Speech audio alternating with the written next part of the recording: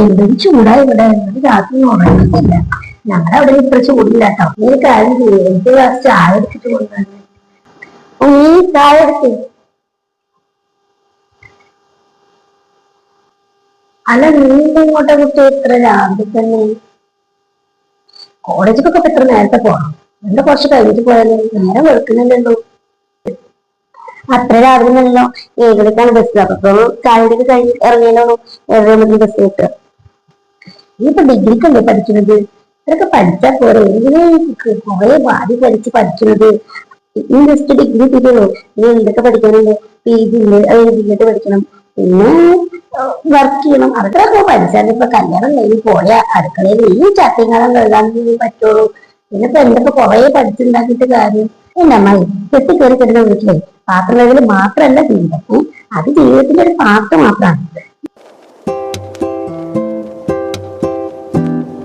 ആ താഴെ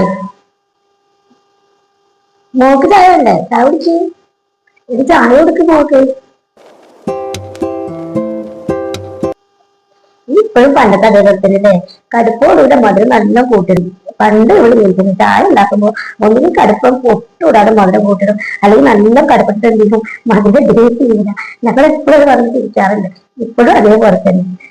ഇനിയിപ്പോ കുടിക്കാൻ സാറില്ല, പലഹാരത്തിൽ കുറച്ച് നന്നായിട്ട് ഉണ്ടാക്കി മതിക്കാണ് എന്തായാലും പിടിച്ചു വന്നിട്ട്. എന്റെ മക്കളെ ഞാൻ അധികം പഠിപ്പിച്ചിട്ടൊന്നുമില്ല. അവരെ +2 കഴിഞ്ഞിട്ട് ഞാൻ 2 പേരുണ്ടായി നല്ല കല്യാണം വന്നപ്പോ പിടിച്ച് കെട്ടിച്ചോളൂ. അതുകൊണ്ടുണ്ടായി അവരധികം പഠിപ്പിക്കാൻ പൈസ ഒന്നും ചെലവാക്കേണ്ട ആവശ്യം എനിക്ക് വന്നിട്ടില്ല കേട്ടോ. അന്ന അമ്മയുടെ മൂത്ത മോളോട് വന്നു എന്ന് പറയുന്നത് ഇങ്ങനെയാണോ? എപ്പോഴും വെച്ചിട്ട് എന്റെ കുട്ടി സഹിക്കുക. ഓനാണെങ്കിൽ എപ്പോഴും കള്ളുകൂടിയും കഞ്ചാവും ഒക്കെ ഉണ്ട്. അപ്പൊ ഇങ്ങോട്ട് പോണതാണ്. അതിനിപ്പോ എന്താ അവളെ കുറ്റം പറയാൻ പറ്റുമോ? നമ്മള് ഒട്ട് കഴിച്ചു നിൽക്കാൻ പറ്റുമോ? ചെറിയ ആൾക്കും അത്ര വലിയ സുഖമൊന്നും ഇല്ല എന്നൊക്കെ ഇവിടെ ഇരുന്ന് പറയുന്നത് കേട്ടിരുന്നു. ഇല്ല ഉമ്മേ, അങ്ങനെയൊക്കെ പറയുന്നുണ്ടായിരുന്നു.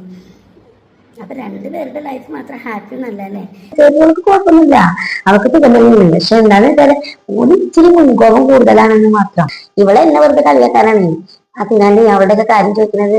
ഞാൻ അപ്പൊ അവളോട് പറഞ്ഞില്ലേ എന്തിനാ പഠിക്കാൻ പോണത്? അതിന് വെറുതെ ഒരു മറുപടി പറയാ. അമ്മായി അവരന്ന് നന്നായിട്ട് പഠിപ്പിച്ചിട്ടുണ്ടെങ്കിൽ അവര് ആരെങ്കിലും ഒരാളെങ്കിലും ഇപ്പൊ എന്തെങ്കിലും ജോലി ചെയ്യാനായിട്ടുണ്ടാവില്ലായിരുന്നോ?